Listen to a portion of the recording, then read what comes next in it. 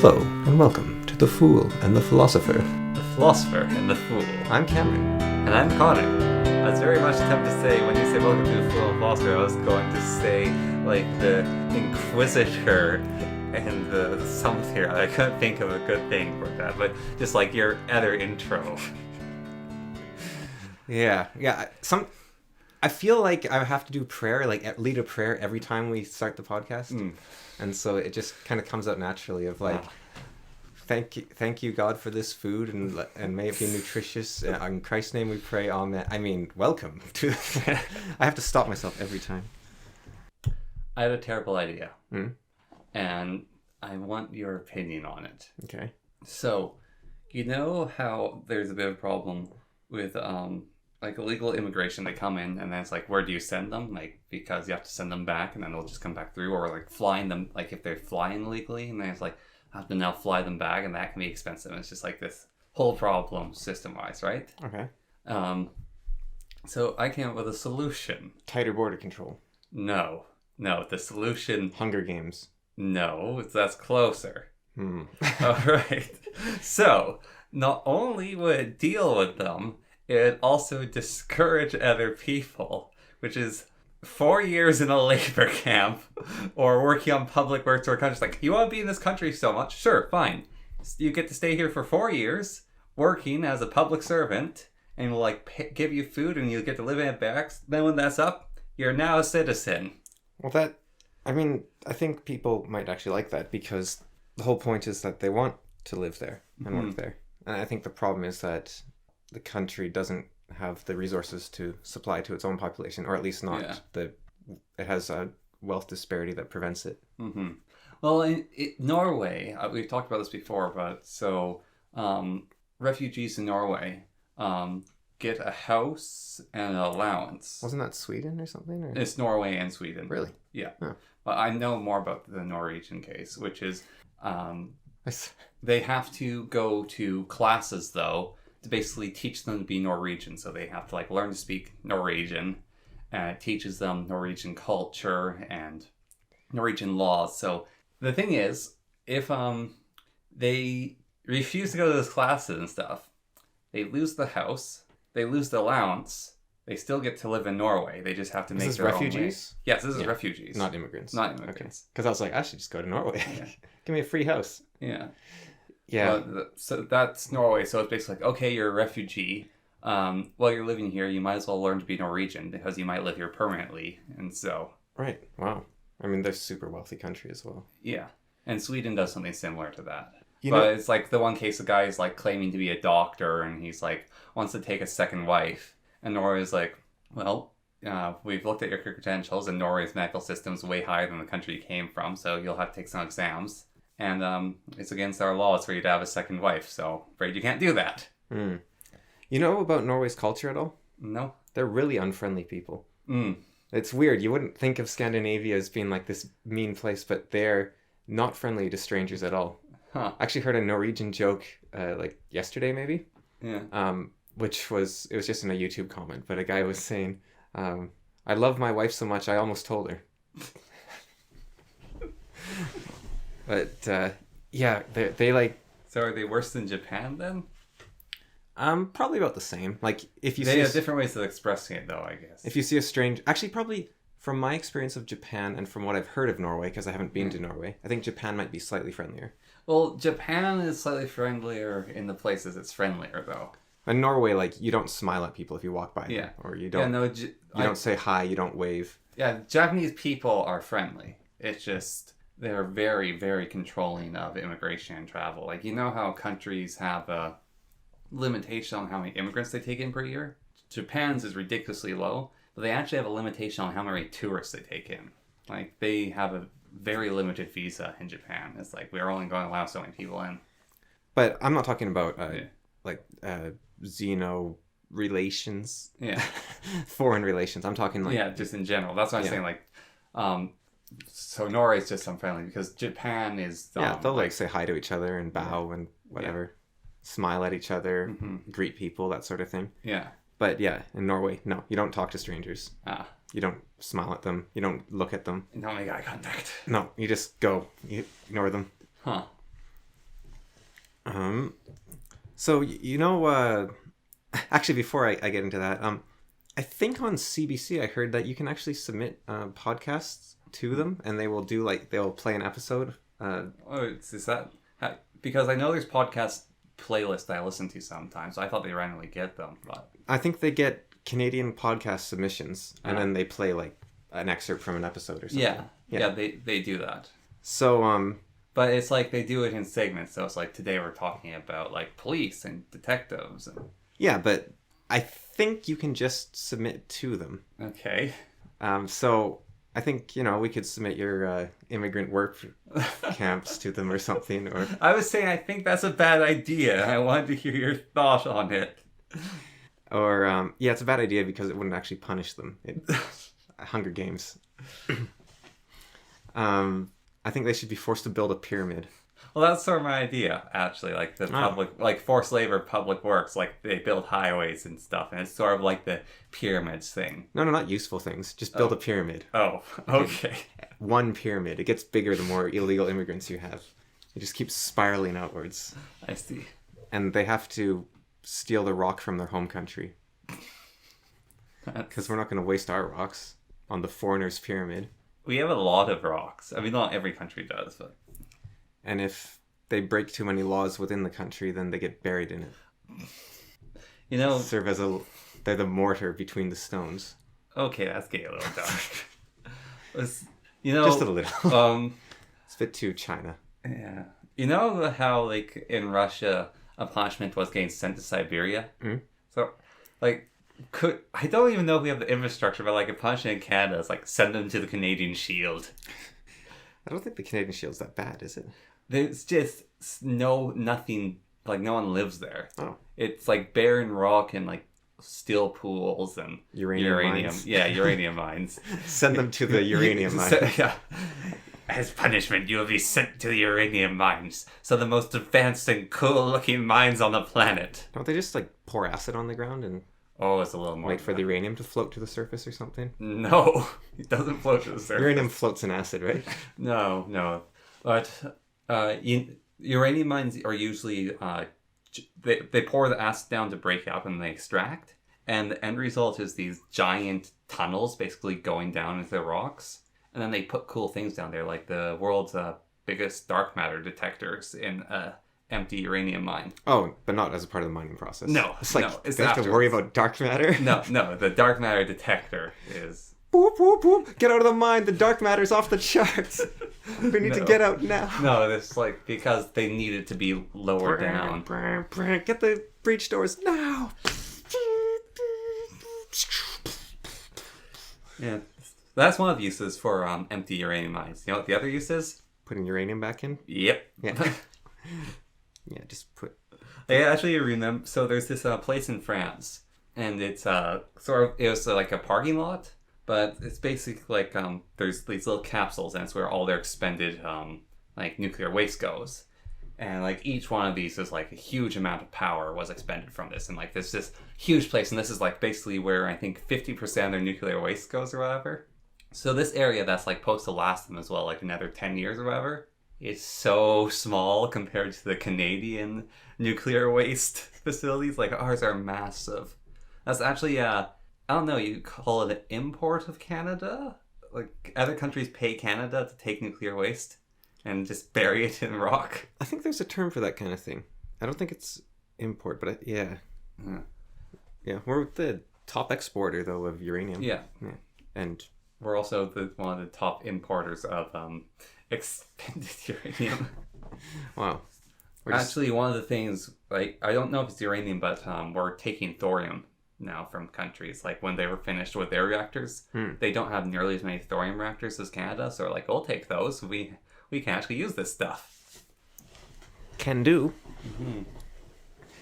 No, those things are dangerous. The can-do reactors? Yeah. Are they?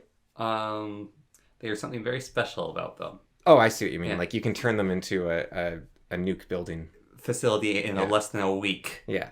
Oh, I thought you meant like they were unsafe. I thought they were like... They're some of the safest I thought they were some of the better ones. No, can-do are definitely some of the safest in the world. Actually, our physics class, our grade 11 physics class, was we never really followed up on it because our class was awful, but we had like these calls basically, or watching videos, and it's all across Canada. Physics class were being given basically one of the main problems with can-do reactors, and it's like, can you think of the solution for it? And like we had to do a bit of write-ups on it because they have a problem, which is so their nuclear material is stored in these massive tubes, and over time those tubes become useless because they're getting bombarded, and so they actually warp and bend out of shape. And so they're trying to figure out, like, we have to like replace these things every 10 years or so, and replacing one of the tubes could like make the power go out in a whole area. Yeah. And so actually our reactors, the can-do reactors, have a ridiculous amount of what's like not useless backup, but like if there's a redundancy. Yeah, redundancy. So our reactors actually have 3 of those pipes. I think this is like standard model, some are bigger, but they have 3 of those all at once, and 2 of them aren't running. And it's just so when they need to replace one, if they can turn on a different one. So they wanted a way to basically like talking about the problem, like, could someone come up with a way to optimize it, so we don't have this redundancy, because nuclear material, even when it's you have to refine it, and once it's refined, it starts giving off radiation no matter what you do. You know, like a machine gun feed, right? Yeah. Where just like you just like cut the feed. Yeah. When it's done, you just eject it, stick the next one in, and you can just do it like pa-chunk. Yeah, there's also another problem, which is they actually can get really hot, and so that's why there's multiple. So one can cool off, and then the another one can start. Then like a Gatling gun type situation, so you can shoot faster without overheating the barrel. Yeah, maybe. Because barrels warp. I don't remember the whole problem with it, but it's basically the one main thing we're talking about is how radiation warps. So you have 2 sets of revolvers, basically, right? Yeah. And it shoots from one to the other, like back and forth, to keep them cool. I think there's something there. Air is not enough. No. Like it shoots the material. Yes. No, you do not agitate nuclear material. No, you just like launch it from one to the other. No, you do not agitate nuclear material. It doesn't have to be like forcefully. You just like, and then you rotate it away and shut it down, and then you, with magic, rod, those what are they called? Those rods that absorb radiation, control rods. They don't use control rods in can-do. So, how do they turn off the reactor? That's a good question. They might. I don't recall that. They can-do reactors are very different than other reactors. Because they're much better. You know, the problem with the reactors is we have like the common one, like Chernobyl, and the one in Japan. Those are like the worst reactors that were come up with. And can-do are like mid-tier. Well, can-do are probably terrible compared to some of the like. Well, I'm saying can-do are mid-tier. Yeah, like the best ones are insane. I think France might be building one of the good designs finally, but like I don't think actually the top designs have ever been built. I think France is like shutting down all their nuclear reactors, aren't they? They shut some down. They build new ones. It's different legislation. It's really dumb why they're shutting them down actually.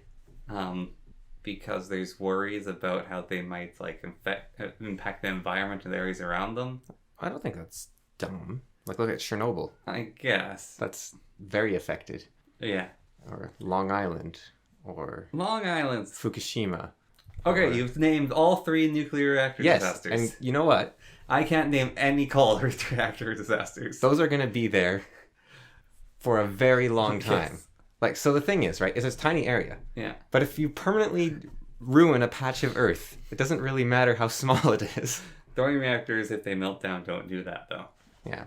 Their meltdowns are really cool. Well, actually, so if, like, you ruin a meter square of land, right? Yeah. You'd have to, like, ruin a lot of land to actually people start noticing. It's kind of the same with cutting down trees. Like, there's always going to be more trees. So, do you know what happens with a thorium reactor meltdown? So they say. Like if the can-do reactors somehow melt down, even though most reactors don't they just drop it into like a basin or something? Yeah, but I mean if it went really, really bad, because that's what they did in Long Island, Fukushima, and Chernobyl. They dropped them, but it was too hot. Well, based on Chernobyl, you then launch the waste into the atmosphere. That's venting. Long Island didn't vent. Chernobyl and Fukushima vented. And that's the best thing they could have done. Well, Fukushima broke. Yeah. Like it broke bad. Yeah. And then had salt water come in and just boil everywhere. So thorium reactors, when they melt down, they don't leave long-term radioactive material. They leave short-term radiation. So highly dangerous. Deadly, yes. So a thorium reactor, if it was to melt down, it wouldn't be as big as an area, but if you were there when it melted down, you'd be dead. Everything's dead. I think we talked about before the elephant's foot in Chernobyl. Mm-hmm. It's like a piece of deadly metal that if you look at, you will die. Mm-hmm. And like it kills cameras and like you can't take a picture of it. Mm-hmm. Like it's pretty crazy.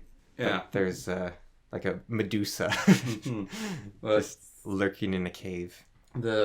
So the venting of a nuclear reactor is, so if Chernobyl hadn't vented, and the same with Fukushima, they would have exploded. So like we've actually never, even though like Chernobyl's considered like the worst meltdown ever, it still wasn't as bad as a reactor can get to, because the worst a reactor can get to is worse than a nuke going off.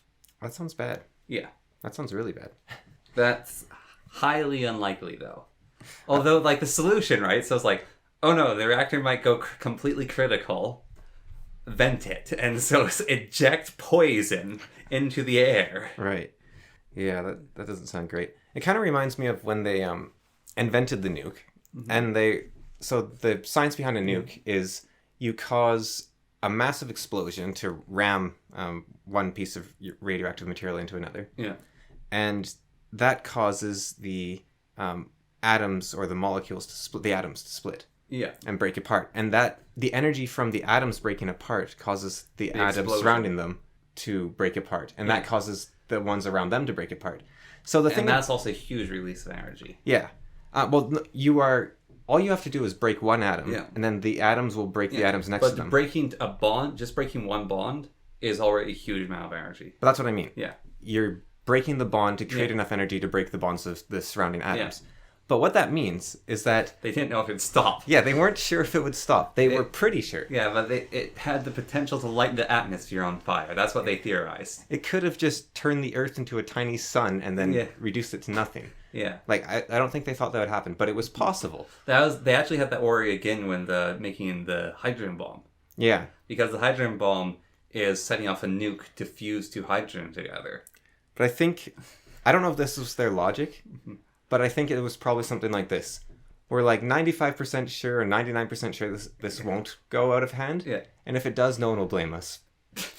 Like, that's probably the logic, right? Yeah. If we turn all matter on Earth into energy, who's going to complain? Well, and also, if we don't do it, someone else will do it before us. Yeah. So we might as well do it to claim we annihilated them. We're going to beat wait, no, it wasn't the commies, it was the Nazis. We're going to beat the Axis and show them who's boss. Well, actually, it was, though, to beat the commies as well. Because the nukes were, I don't know, like, basically saying, look what I have in my back pocket, even after I'm done with Germany and Japan, I'm still ready to fire at you. It was also, like, Japan was, well, I don't know. They say Japan wasn't going to surrender otherwise, but Japan was in two minds. Like, they had the emperor, I believe, who wanted to surrender. They had the emperor, the three minds. And the prime minister and the army, like, they were all separate, I guess. Well, so the emperor wanted to surrender. However, part of the surrender was his resignation. And he didn't want to resign. He didn't want that because he was the emperor in an elected position. The military, the high-up military, didn't want to surrender because they wanted mutually assured destruction. It's basically, if Japan goes down, then Japan will never be conquered. So if we are going to be conquered, there's going to be no Japan left, and we're going to ruin the rest of the world in the process. So that's the military's opinion.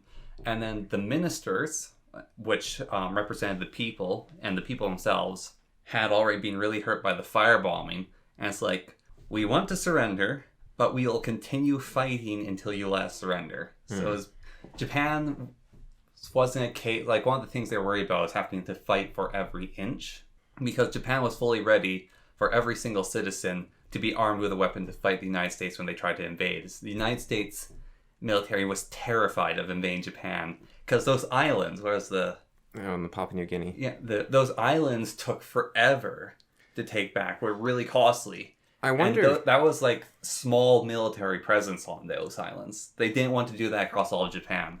I wonder, like, I could be wrong here, but I wonder if Japan had been put too far on the back foot. Like, because they weren't completely destroyed, right? Like, they were very, very badly injured. Yeah. But they weren't completely destroyed. And I wonder if they had been pushed too far. Yeah. If they would have actually gone through with stuff like Operation Cherry Blossoms at Night and whatnot, and, like, actually spread bubonic plague to the United States. Yeah. Because the stuff they had was actually very deadly, even though their military was far weaker than everyone they were fighting. I didn't know about this, but you were reading about. They used it on China, and it was horribly effective. Yeah, well, they came up with worse stuff as well. The stuff they did to China was awful. Mm-hmm. They still haven't actually apologized for that. Yeah, and China's not happy about that. Mm-hmm. But that's something else about Japan. Even after World War II, their military, they actually weren't allowed to have a military until very recently. Like, I think the last 50 years or something. Or it might have been sooner, but like Japan wasn't allowed a military for a long time. And their military is still quite small. But Japan probably will never apologize because it was war. And if you look at the history of Japan, with their shogunates, right? With the fighting between the various different like clans, to take over someone else, you wipe them out in Japan. Like the various clans, it's like they had hidden mountain fortresses in case they got attacked because they were so brutal in like your clan's going to die out. It's like we have to hide here and repopulate in this hidden mountain so then we can take back our lands later. And all our citizens are going to be dead because they're not going to accept them. That's how everyone was. Yeah. Look at our ancestor on the Scottish side. Yeah. Possibly the MacLennan? Anyways. MacLennan. He was a monk. Yeah. With horribly broken bones and a twisted spine. Yeah. And the reason he was like that was his entire clan was killed, except for him. And he was kept in a barrel. Or something, right? No, they broke all his limbs. Yeah, and then they put him into a barrel. I don't know, but they purposely broke his limbs and had them heal poorly. Yeah. And they did that because they wanted to spare the child or I don't know why they let him live. Maybe just so they could have an enemy that they're like, look, we've destroyed them or something. I don't know. But they let him live. And then but the reason they crippled him was so that he couldn't ever avenge his family. Yeah. And so he became a monk and had many children. Yes. He's a pretty bad monk. He's a Scottish monk. Yeah. But yeah, there's wiping people out was pretty common back in the... Yeah, Japan continued to do that. And Japan was feudal until very recently. Also, Japan's Enlightenment was very different than the rest of the world's Enlightenment. Japan was feudal until like the late 1800s. Yeah, but you like know the Enlightenment of like changing culture and how it's like brought a lot of ideas forwards and like man is holy under God or whatever, and so he gets his rights. Japan's Enlightenment was I like that, I like that, I like that, I like that. Okay, we're going to take these into our culture. We're going to take this into our government. We're going to come up with some new ideas by combining these things. Boom, we're modernized. Japan didn't go slowly build up in like moral steps. Japan's just like, gimme. So I don't know if I ever told you, I might have been talking to Mom, but Japan, its economy hasn't grown in the last like 10 or 20 years. It's stayed like basically the same. Huh. That said, they are still one of the top economies in the world, like top 4 or something. Huh. They did so well economically after World War II. It's amazing. And then they just plateaued and they haven't changed since. But they're a powerhouse. Yeah. A real powerhouse. So I've been reading my book, The Secret Teachings of All Ages. Mm-hmm. And I'm having troubles reading it because I'm not through the introduction yet. Because every time I read like a page, I want to wait 2 weeks to talk about it on the podcast. And also to just digest the information. There's so much in here. So one thing I want to talk about was I think his name was pronounced Pyrrho, I think. Yeah. Because he was a Greek. But he was the inventor of skepticism, I think. Like, the original skeptic was Socrates. Yeah. But Pyrrho, I think, actually named the movement and created it and everything. Mm-hmm. And so in his book on skeptics, he lays out three schools of primary thought. The first was... Sorry. Go on. All right, you good? Yep. Okay. So in Pyro's book on skepticism, he outlines three schools of thought. The first is dogmatism, which was invented by, possibly by him actually. He might have just been calling out I think he was just calling out dogmatics. Yeah. So he said there's three schools of main thought. There's the dogmatics, who think they know things. Yeah. So they believe that they have arrived at the answer to things, or that they can find the answer to things. Then there is the academics, and the academics. So there's skeptics, there's stoics, there's cynics. Academics was actually a school of philosophy, which I think is really cool, and it was created by Plato. Huh. And so he had his school was called the Academy, and we retain that to this day. So the academics, Pyro states, think that everything is unknowable. You can't know anything. Like, you never know the truth about anything. So along the lines of Brett Ralston and Marcus Aurelius. Or Socrates. The only thing I know is that I know nothing. Yeah. Yeah. And Brett Ralston wrote the Book of Not Knowing.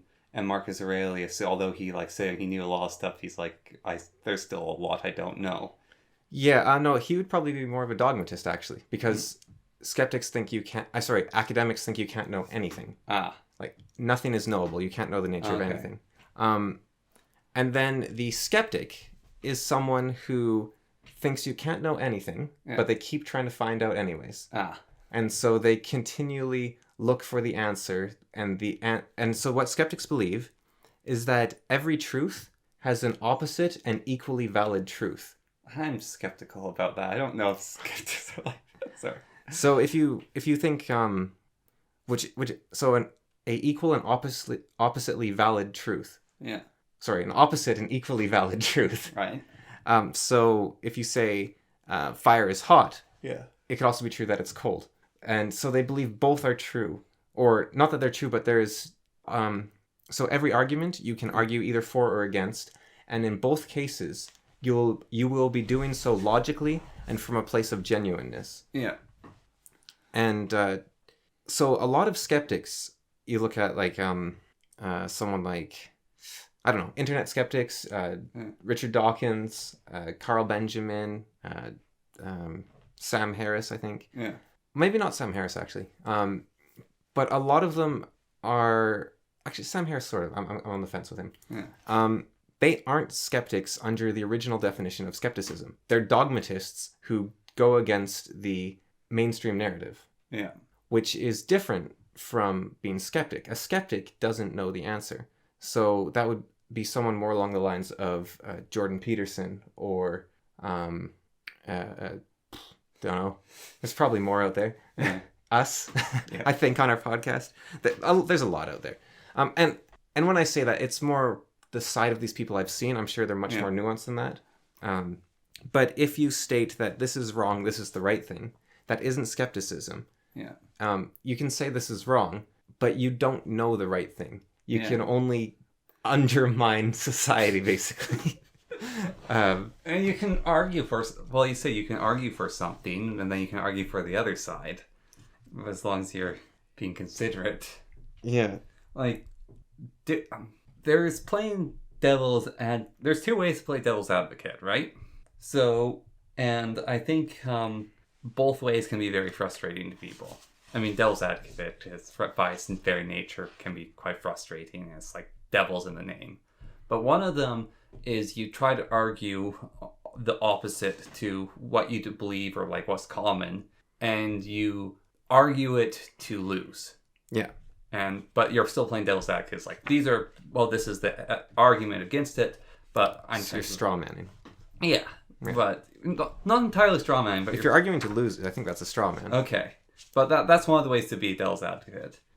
Maybe. I don't know. Well, I don't even know if like you're completely arguing to lose, but you're arguing in hopes to lose. Right. Like you're not genuinely, like you're arguing, but you're just like, yeah, okay, I'll try. Okay. And then there's being devil's advocate of trying your best to win. as Dell's advocate to basically test the strength of your actual opinion. Well, I think that's steel manning. Yeah, it's called. But yeah, you like argue your best, and when I do that with my friends when we talk about a topic, they get really annoyed with me when I try to like find the other side. 'Cause we were talking. I don't want to get into it, the subject, but we're talking about abortion, and I was basically trying to figure out the other side to their argument, and so I think that with this is actually coming up on YouTube recently. ContraPoints, who I think we've talked about before, possibly, but she was her friend was I don't know what you'd call it exactly. Her friend was hounded by that's a bit too dramatic. People tried to destroy her friend's living. yeah, And then when she defended her friend, they came after her to a degree. yeah, And what she argued against this was that we cannot simply destroy or block people, remove them from the platform of discourse who we disagree with, because if we do that, then they can do the same to us. Yeah. So even though we want to block their ideas, we can't do it because then they can block ours. Yeah. So there's I don't know who he was, but he basically said that you must defend the free speech of your enemy, because if you do not, then those same rules will be used against you. Yeah. And another way to look at that is that if you put in the system to choose who can speak and who can't, you will not always be in control of that system, and someday your enemy will be in control of that system and take over. Yeah. And I think this is a very bad way to look at the whole thing, because there is a great saying, I don't remember the guy's name, but it's at the start of, I think, every hardcore history, actually. Mm. And I'll paraphrase it because I don't remember the whole thing. But he says, if we look deep into our doctrines and our history, we will remember that we are not descended of fearful men. Yeah. I think you've probably heard that in hardcore history. I've probably heard it. But... So the entire quote, what he's saying is that there is no idea that is against the truth that is so powerful we cannot defeat it. And we should not be swayed by the populace to make a decision that is incorrect just because it will make us popular. We should be able to do the right thing because it is right. And what he's saying is we've always done so. We weren't cowards that bowed to the popular opinion because we were afraid of the reaction. We instead took the action we viewed as right. Yeah. And I think that if your argument is so weak it cannot survive contact with the opposite argument, yeah, or that if your position is so fragile that if you heard another position it would hurt you or destroy your position, then your opinion isn't worth having. Yeah. And your opinion is too weak to survive and should be destroyed. Mm-hmm. That said, it can be very painful to hear something you don't like, and it can also be painful to hear something that you think or know in quotation marks is wrong. Yeah. Because you have history there. It hurts you so badly. And one thing I noticed actually was, so I was listening to Alan Watts, and I really disagreed with something he was saying. Yeah. And what I thought, and it bothered me a lot. It actually made me feel like I was slipping back into the sort of depressive state I had been in like 2015 and 2016 and whatnot. From hearing that. And so like words can have quite the effect on you. I don't think they would have an effect on someone that is in a healthy state of mind. Jordan Peterson said something which was great, which this is a sentence which could change someone's life if they hear it, which is, the degree to which you will encounter the unbearable portion of the world is directly corresponded with your inability to handle it. So the stronger you are, the less bad things happen to you, basically. Yeah. But anyway, so Alan Watts said something. I disagreed with it, and it hurt me. And so what he was talking about was a couple things. He was talking about people should ruminate on emotions. He said you can never think too much about an emotion. Yeah.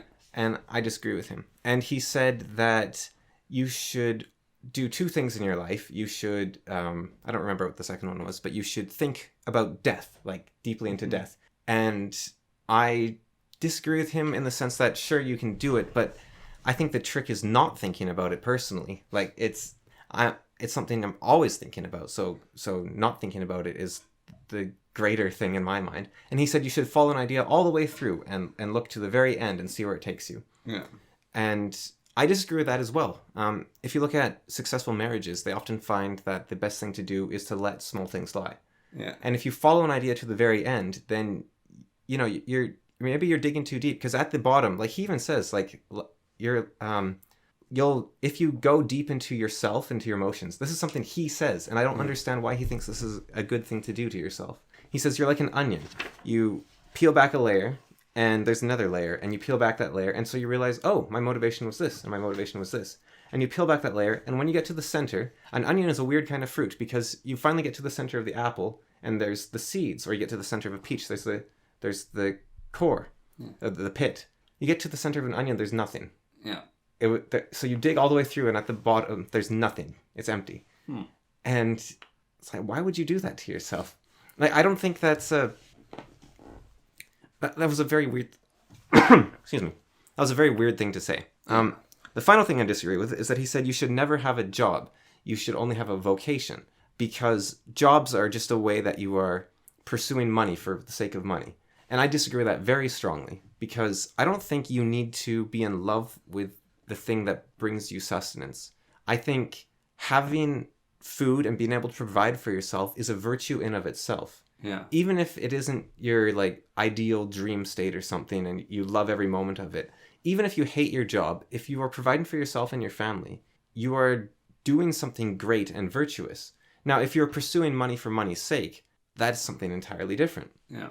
But if you're working, like doing a job for money so that you can survive, or, you know, even if you just, you know what, I would work at whatever X job for 2 hours to get, you know, it could be the most frivolous purchase, right? Yeah. Like, I just want this, I want this new D&D campaign module or something. Yeah. I'm not even going to play it with my friends. I'm just going to read it once and then never look at it again, let's say. Yeah. You can still do that. Like, if it's something you want, then why, and you're willing to put the work towards it, why not? Like, why would you make, I think that, so we grew up with a lot of people like Alan Watts. We grew like Richard Bach and, what's his name? Deepak Chopra and Noam Chomsky. Like, we read a lot of those sort of books when we were young. And I think... Were we? Yeah, like Richard Lewison Siegel. Oh, yeah. And Motorcycle Repair Mechanic and The Return of Merlin and... With Peaceful Warrior? Yeah, like him as well. That's a different guy, but that's Dan Millman, I think. Yeah. But yeah, him too. So these people, they are all, I think, actually giving out fairly wrong advice. And I think the biggest problem with their advice is not even, like, I think they have helped people before, but first of all, they give out way too much. Like I said, I read like 10 pages of this book or less, and like 5 pages, and I am overwhelmed with more information than I know what to do with. Yeah. I watched one episode of Avatar: The Last Airbender, a kid's show, and I hear one phrase in it, like, you know, pride is not the opposite of shame, it is its source. Yeah. That's something that you can think about for months. Yeah. And Alan Watts is giving, like, you know, 20, 30, 40, however many hours of lectures out there. It's way too much. And Richard Bach wrote book after book after book. Like, you can't actually absorb all of this information. If you want to act on any one piece of it, you have to make it like a year or two journey. And they are giving destructive advice because it is all-encompassing without any room for, wait a minute, you don't understand life at all, you idiot. Because they're talking about themselves and they're talking about what worked for them. Like, Alan Watts obviously doesn't think about death. Yeah. And he says, you need to think about it. It's like, well, that's all I do. So there's this pretentious, like, asshole, basically, right? Who has this thing called snippets. It's me. I wrote it.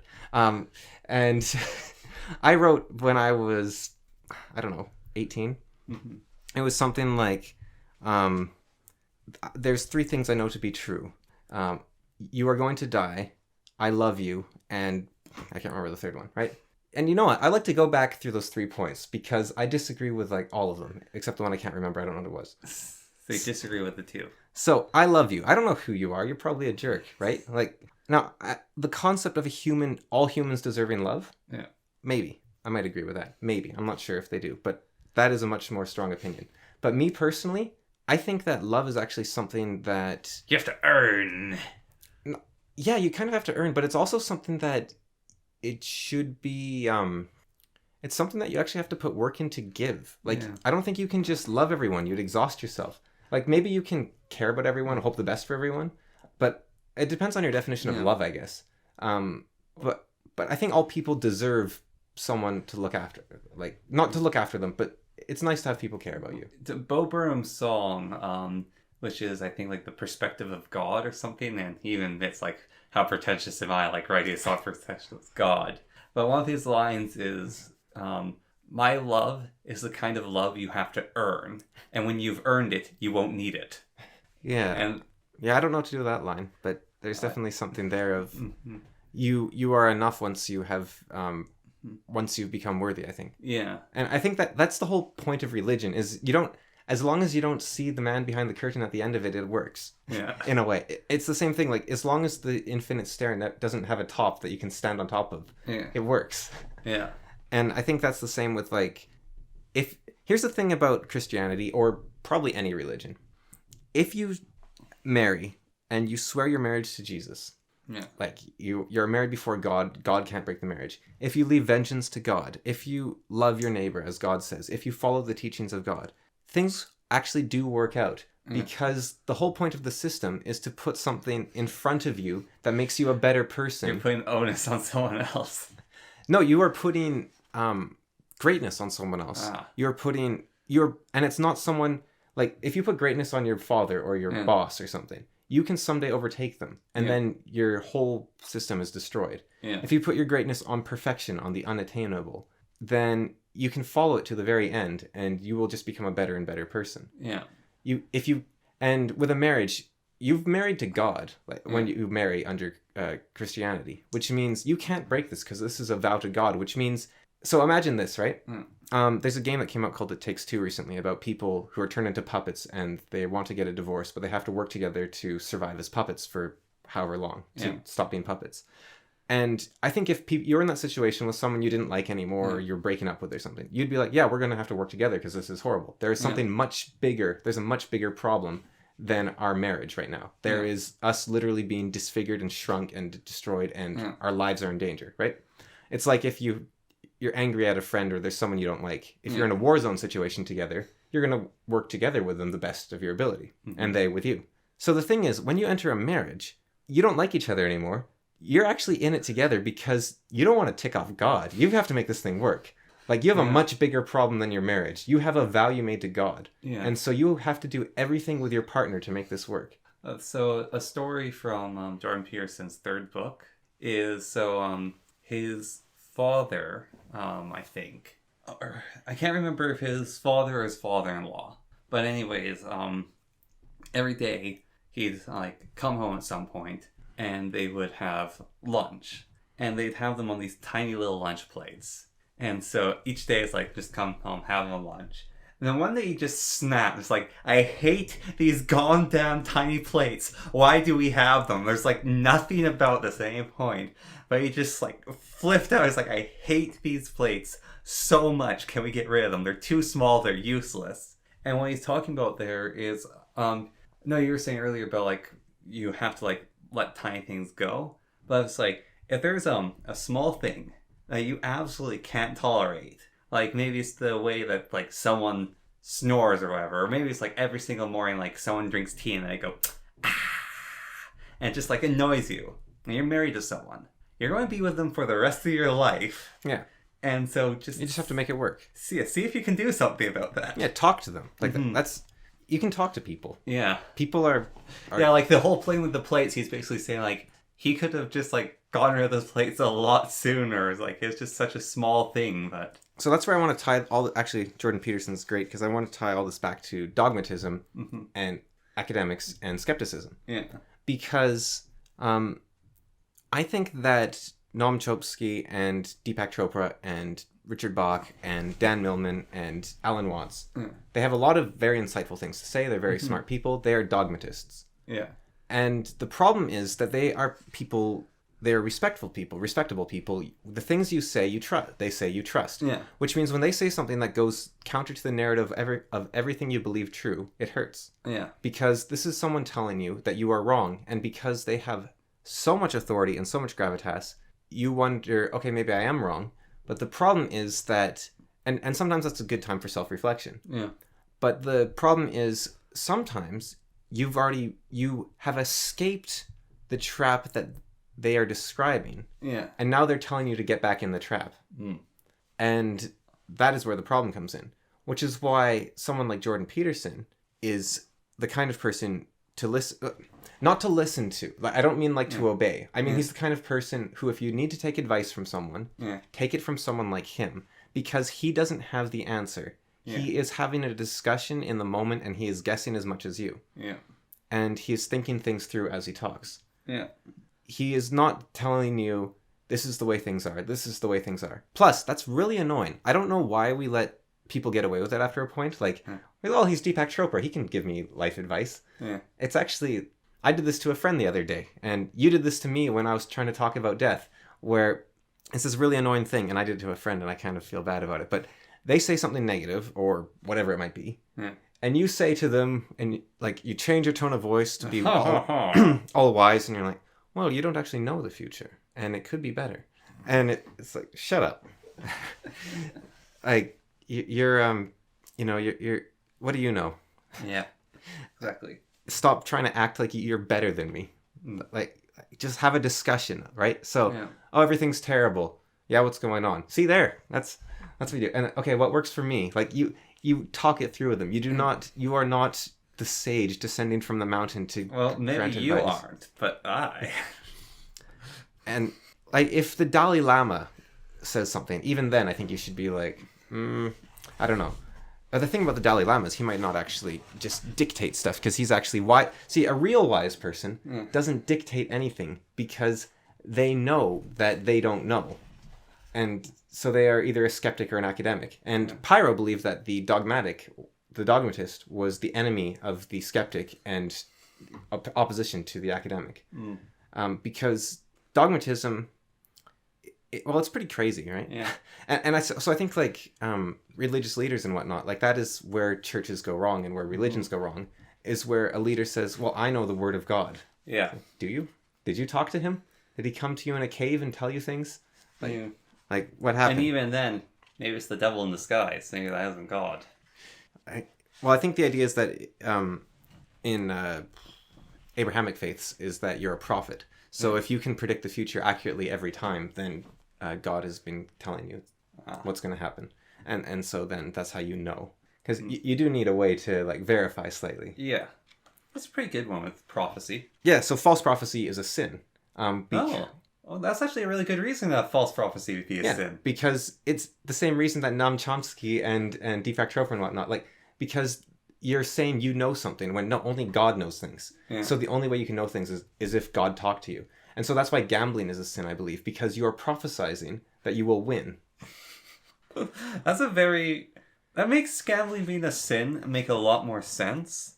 And it also makes those absolutely miserable people who the sect of Christianity, which just hate fun, all the more silly. Yeah. Because weathermen. Yeah. They're sinners. But the whole thing of that, like, group where it's like you can't sing, you can't gamble because this is all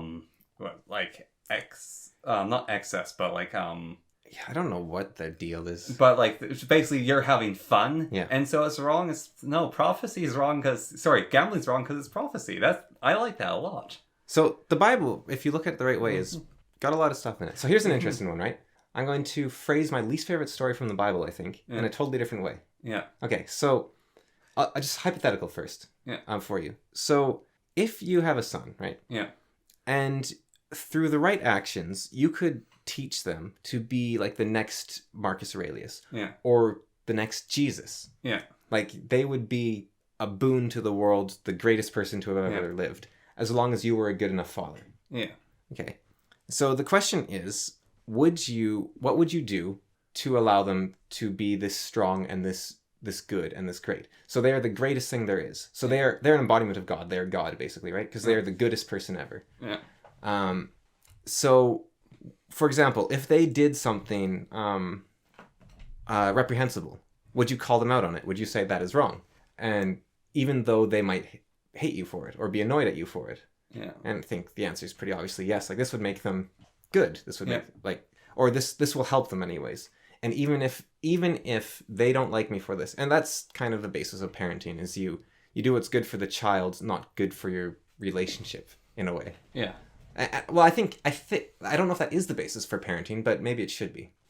You do what is most beneficial to the child and them becoming the person they should be, rather than, okay, well, here's the thing. If I tell them to if I punish them for being lazy or something, or if I tell them to clean up their room, let's say, then they won't play Monopoly with me in the afternoon. And I want to have a good relationship with my child, so I'm not going to tell them to clean up their room because I'd rather be able to play Monopoly with them in the morning or in the afternoon. But I think a good parent would be the one that would say, I would rather have them angry at me all day and be a better person forevermore. Yeah. Now, I'm not saying you have the insight to actually make these trade-offs because you're not psychic, right? So would you then give up the relationship entirely with them? Let's say they were on a totally destructive path and you had come up with a way, and it was the only way that you could see, that would destroy your relationship with them. Yeah. So you tell your son, like, you better shape it up. I'm driving over your Xbox, like those videos of those horrible parents sort of things. Yeah. And this is why these parents do it, actually. The ones that don't film it and laugh while doing it. The ones that just do it quietly and like they break your Xbox because they're like, you need to shape up and get a job, that sort of thing. They're probably doing the wrong thing, but it's coming from a very good place where they're like, I'm going to be tough on my child, and I don't care what they think of me. I just need them to become a better person. Yeah. And same thing with like beating your kid or whatever. It's the same idea. Like, I mean, like beating them for doing something wrong, not just beating them because you're angry. Yeah. So would you be willing to give up your relationship entirely with them in order to save their life or to let them become like Marcus Aurelius or something? Like, that's kind of the hardest thing you can do as a parent, right? Yeah. And so would you be willing to do that? Or would you rather have a good relationship with your child that is a lesser person? I actually can't answer that. No? No. Why not? That's too hard. I don't have kids. Right. And even with the concept of that, like even with a friend or like doing that for someone, that is like... What if I phrase it negatively? Would you rather your child be a worse person, but you still get to see them? Yeah. Even... I mean, that's pretty selfish, it sounds, if you put it that way. Yeah, I know. So I'm going to say the right thing to do seems to be you'd be willing to sacrifice your relationship. Yeah, no, and that's probably the right thing. So, in order for your child, in order to give unto the goodness, give unto God, right? Yeah. To do goodness, you're willing to give up your relationship with your son. You're willing to sacrifice your son to God. Okay. Right. Because they're no longer your son if they're not ever going to talk to you again, right? Yeah. Like, you've torn them out of your life. They've torn you out of your life. They are not your son. They are a person who is great beyond measure, but they are not your son because you sacrificed everything for them. Yeah. And so, when God said to Abraham to sacrifice his son, and Abraham agreed to do it, he is sacrificing his son to God. He is sacrificing his son, like his relationship, to God. So there is a concept of you must give up the thing most precious to you in order to have something even greater. So in order to have God, you must give up your son. Yeah. And so you can look at it as if you're like, well, that's crazy. Like, why is he listening to this voice? But you could look at it as if I'm willing to do what is right in order to have the greatest good. Mm-hmm. And so it's a different way to look at the story. Yeah. Of don't be selfish, sacrifice everything for God. Yeah. And that's the thing. If you think of God as a person, it still works. Yeah. But then, except when people attack you ideologically. But if you think of God as a concept of universal truth or greatness, then it works even if people attack it. Yeah. So what would you sacrifice for God? The answer is everything. Yeah. Because to do otherwise would be selfish. And so it makes my least favorite story from the Bible, I think, except maybe the story of Job, become actually quite a good lesson. Yeah. And I find that really interesting. Poor Job. I'm sure Job you can put a spin on too that's a lot better. And so a lot of like stuff that was dismissed, like the Bible and whatnot. There. Well, Carl Benjamin actually talked about this recently. His it wasn't so much his frustration, but his I don't know I guess his opinion, where he sees atheism going wrong is the absolute. Well, they're becoming dogmatists. Yeah, but the absolute dismissal of Christianity from a hatred of religion. Like not being able to see beyond it. Yeah, there's great ideas in there. Like I even have this. I don't know. It's like not so much trouble, but it's like a lot of my friends really don't like religion, especially Christianity, and part of me is like, you guys didn't even go to church when you were kids. You have like no right to dislike it as much as I do. But that's more silly, I think. But the other is like there is a reason. Like there's a reason why it's so popular, and you can't like dismiss everything. Like it's yes, Christianity. There are a lot of bad things that happen in it, and bad things still do happen, and bad things can happen of it. But that's people, not the thing itself. And then they argue, well, this thing's allowed for. But it's like almost anything can allow for bad things. Like people basically are what cause bad things. I don't know. Yeah. Well, I think you also shouldn't argue to try to change your friends exactly. Like I'm not trying to change them. I'm trying to defend the ideas of Christianity more. I guess there's nothing more annoying than a preacher. Yeah. An unwanted preacher. Now, if the discussion happens naturally, then that's a different story altogether. Yeah, well, it usually happens naturally. You know the classic like educate yourself. I'm going to teach you this. I'm going to learn you something. Yeah. Like you can't learn someone something. You can talk at them. But if you want to talk to someone, then it has to be the conversation that you're having. And so if you just like go onto Discord and you're like, so the reason religion is good, then no, I don't do that. Although I might actually do that with my friends because it's kind of fun and we like. Well, some of them, not all of them, but there's a few of them that we like having those sort of discussions. Still, like, it's very frustrating when your friends think differently than you. I think they should though. I don't think they should think the same as you.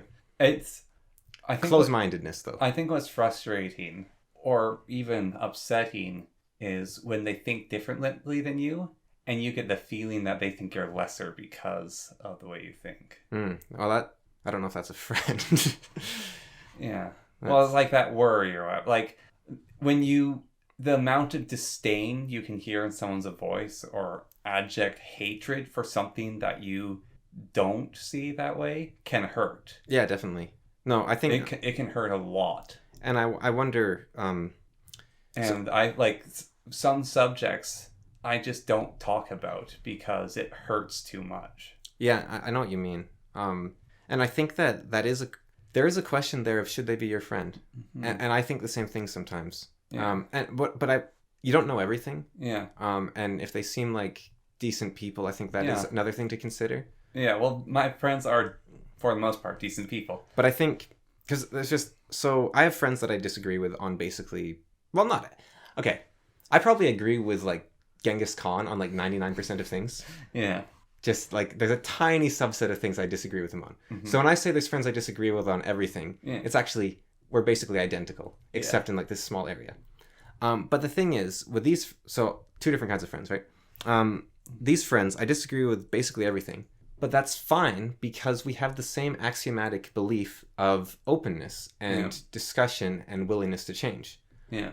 And so our fundamental belief at the very core, if you get down to it, is I could be wrong. Yes. And there's a discussion worth having. And I think that these friends are my truest friends. Yeah. Because we can talk about anything and we can discuss anything, and it doesn't. We might get angry at each other or something, or we might, but we don't typically. We just argue, and we probably don't change each other's minds. But that's fine because at the end of the day, we have each other's back. But there is another kind of friend, I guess, like in quotation marks almost, and it's sad because I really don't want to think of it that way, and I hope I'm wrong, because I do have the belief that I could be wrong about anything. But they like you say, they dismiss things, not even in an argument, they're just talking about it like, oh, this person did this, what a moron sort of thing. Like Well, I think a lot of people experience this with Trump, like people dismissing him out of hand when he's a fairly run-of-the-mill leader, politician. Like he's a big showman on top, but his actual stuff is whatever. But even his name has become a word like loaded with the connotations of argument and hatred and divisiveness. And so there's something recently there was a study done where I don't remember where it was, but like 62% or something of people are uncomfortable saying their political beliefs. Yeah. And that's political beliefs. Like there's also religious beliefs. There's also moral beliefs and that sort of thing. Well, I remember I was talking with another friend, and like I was saying politics are so loaded that I used religion to be a less loaded subject than politics. Yeah, that's pretty crazy. I was like, I actually even expressed that, like, look, I'm using religion to talk about something because I find politics too loaded. And that's crazy because politics is like the most boring subject on earth. It's policy. Like, how many dollars per year should you put towards road building? Yeah. Like, how is that the most laden system? Like, oh, you want to put money towards road building, you commie scum? Or, oh, you don't want to put roads, you're just like a fascist, like libertarian, even though those are contradictory, but that's fine, because who cares? Yeah. And it's like, but yeah, so there's the other kind of person, friend, where you agree on most things. And so you have the surface level conversation, but you can never talk to them. Yeah. It's always like, because the moment you go too deep, suddenly it's like you're in these scary, turbulent waters where you don't want to say things. Yeah, you almost like, not exactly like burying your soul, but almost like you're showing them a bit of your soul, and then that makes it vulnerable. Yeah, and I think it's fine if they disagree with you. Yeah. But if you don't have that same fundamental, there's like, if they say the only right side is the right, like the right wing of French Parliament from like the 1800s or whatever it was, nonsense, whatever that means anymore. If the only right thing is progressivism, let's say, or the only right thing is, I don't know, conservatism, and they say that is the only thing. If you say otherwise, you are lesser, you are wrong, you are, we cannot have a discussion here. Then that person you can't talk to them. But if they are a person who is, let's say you're left leaning and they are right leaning, but you both agree that there's a core of, we are here to learn and we could be wrong and we don't know the answers. We think our method works the best. Then you can have a conversation. And it's very, so I was talking to my mom about creation. Your mom? Well, she's my mom. Our mom. She's still my mom. Yeah. I was talking to my mom about creation of media. Yeah. And there was, I was saying, the best stories, the best movies, the best whatever it is when you can tell that, let's say for a book, the author is having fun. Yeah. Like I think the Boshelin and Corbel Brooch by Stephen Erickson are his best books I've read. Yeah. Because you can tell he's just cutting loose and having fun. Like all his skill is on the line, all his talent is there, but he's not struggling over anything. It's just pure from his heart. He's not worried about people being offended by him making fun of artists or by making fun of fitness or by making... He doesn't care. His heart's on his sleeve and he's just going. And that is the truest and best form of media. Yeah. When the person is writing from their soul. And you can tell when they're not writing from their soul. Like even something that is really good, but super formulaic, like let's say Dragon Prince. Yeah. You can tell that there's no soul in it. It becomes worthless. Yeah. And I think even Legend of Korra might be like that, although that could just be poor everything else that did it to me. I don't know. I had to stop watching, so I could be wrong. And I'm not saying like Avatar is brilliant or anything, but it's more when a person is writing from the heart and they don't care what they say, who they offend, and it's everything they believe, and they don't care if it weirds people out, makes them think they're stupid or gross or whatever. Yeah. They're just writing what they truly believe in. That is the best form of media. So I said that to my mom. Yeah. Our mom. Yes. And she said to me, and that's also true of friendships. And I was like, man, you're right. And then you can extend that to all relationships, romantic relationships, just like family, business relationships. Maybe that's a bit too much sharing, but yeah. It is business, dear. We're not going to be all chummy with each other. But business, I love business. But I think, I think a lot of people are realizing that their friendships were based on surface level interactions of, we both like game, or we both like movie, or we play Magic together every day or something. Yeah. Like whatever it might be.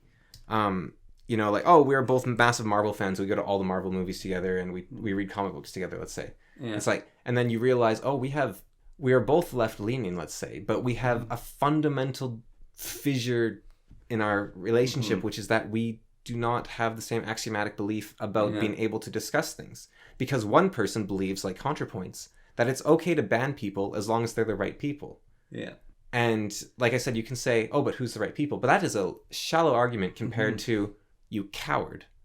You should be able to hear any idea. Yeah. And so that's why I think a lot of my friends, like going way back to elementary school, we're kind of weird. Like, we haven't talked in years. We've totally different beliefs. We go different ways. But when I run into them, it's like, I got your back and you got mine, and I know it. Like, I don't know what it is exactly, but it's like, and we have nothing. I think I've heard this is something guys do more than girls, but it's like, if your friend's too bad, like, you're friends for life. Yeah. I don't know if that's true or not, but that's definitely happened with me, where it's like, I don't like the things you say. You don't seem like you'd be very fun to hang out with. We have totally different beliefs, but we're friends because we were friends in elementary school, and we're friends. And it works because we have different beliefs. Well, my closest friend probably in the world, besides you, but we're brothers, so that's different. We're like a foot apart. But my probably one of my closest friends in the whole world, we have a ton of disagreements. And we had a massive, like, very long talk about something we heavily disagreed on. And I felt kind of bad afterwards, because we both got heated and, like, a little upset at times. And I don't like doing that, basically, with him. Like, I don't like being upset with him. Where's that Rex toy? Oh, I hate confrontation. But basically afterwards I said, like, sorry if, like, I upset you or anything with that. Please don't tell anyone else about, like, this conversation. I don't want to have it with other people. Like, you're one of the few people in the world that I'd be comfortable talking about this with, to this extent. But it's also sort of thing like, yeah, we had that conversation, and he's just, like, even when we can disagree on stuff or whatever, I probably am still, I am still willing to, like, do basically anything for him if he needs it. So I was at a one of my oldest friends' places recently. Yeah. He was having a bit of a temporary goodbye because he's going off to school. Yeah. And so I was there, and one of his oldest friends besides me was there as well. Yeah. And after enough drinks, he said something to him that he had been not saying because it was, like, not polite to say, and it was cruel to say even, I think. Yeah. But it was something that was really bothering him about the other person. But he said it to him. And that person obviously needed to hear it because he snapped and he couldn't handle it. And, like, he just tried to leave immediately. And so the one friend ran after him, and they got in a massive fight, actually. And then they had, like, a argument for a while, and then a discussion for, like, another hour or two. And at the end of it, they were, like, all good. Because the thing is, it was a very touchy topic. Yeah. But it was a chasm between them until they had talked it through. Yeah. Because they had totally different ideas about a thing. And when the one friend finally said, like, well, I think this, and the other friend hated him for it. Yeah. Well, not really hated him, but, like, he hated the words because I think to a degree he was afraid of them because he kind of thought them too. Yeah. It's like kind of thing like someone else voices your fears and it, like, wrecks you. Yeah. But then they were able to talk about it, and then they were able to reconcile, and it's like, that is real friendship, where you can say things that need to be said. And you can say the wrong things too. Like, it wasn't something, I think he was something he had to say. Like, I don't, maybe he didn't do it with the most tact or something, but who cares really? Yeah. At the end of the day, it doesn't matter how you say it, it matters what you say. Yeah. Which is the opposite, I think, of what a lot of people have been saying, but I think that is the case. What you say is so much more important than how you say it. Yeah. Because at the end of the day, then you know everyone's working with the truth on the same level. Yeah. If you're not saying what you believe, or you're trying to code it somehow, there's room for misunderstanding, and it just it all messes up. And so I think friendship is very important to be able to talk to them. Oh, sorry, what were you gonna say? It's just weird because I think like really, really close friends. I don't know, I'm almost kind of jealous of you in a way. I think I have like 3 people, maybe. Oh, I don't think I have many either. Yeah. Like people I would talk to anything about. Yeah. There's probably like 3. Yeah. Yeah. Maybe 4, 5, but there's not many. Yeah. No, I think like true friends, it's like it's hard. Don't even know if I like calling it true friends kind of weird. It's like we're best of friends. I don't know. I don't know if like I'd even call like one of them. I wouldn't even call her a very close friend, but I have had discussions with her before where I now know like, yeah, I can say things. Yeah. And we can dislike each other for months or years, and then we're like, yeah, okay, that's you, this is me, and we keep coming back. Like that is something that you can't do with everyone. Yeah. Although I think a lot of people are afraid to talk, but I think most people are also not insane, and so you can actually say a lot more. Yeah. Like I have one friend who, when I talk to them, I tend to say a lot of stuff they disagree with or are uncomfortable with. And I'm not going to stop, but what they will say to me sometimes is just, I'm done with this conversation for now. And it's like, okay, so they're not saying I'm a bad person. They're just saying I don't want to hear it, basically. Yeah. And I think, I don't think that's ideal. But on the other hand, like, they're not flipping out and like destroying my life or that's ridiculous. They're not even disliking me for it. They're like, yeah, he's a good guy. He's just crazy. He talks about sausages and staircases and yeah. Well, so in the circle of people that I played Dota with, online game, a bit of a problem happened. I don't know what it was, but two guys can't play together anymore. Like if we're playing with one of them, the other one we can't play with. And basically one guy lost it and couldn't tolerate the other person anymore. Like he already like kind of disliked him, but it's like, yeah, we're just playing a game together, why not? But then it's like, I don't know what happened. I was like, oh, okay, we can't play with these two people together anymore. Two of my closest friends are like that, and I kind of hate it. Like I've two of my closest friends of all time. I've known them both since I was like 6 or younger, and one of them wants the other one, like has been trying to say sorry for like a decade, and the other one just doesn't want to over a decade actually, and the other one doesn't want to hear it and just hates everything about him. And you know what I think the problem is, again, all these like, I think what should have happened was back in the day, the one friend should have just decked the other one.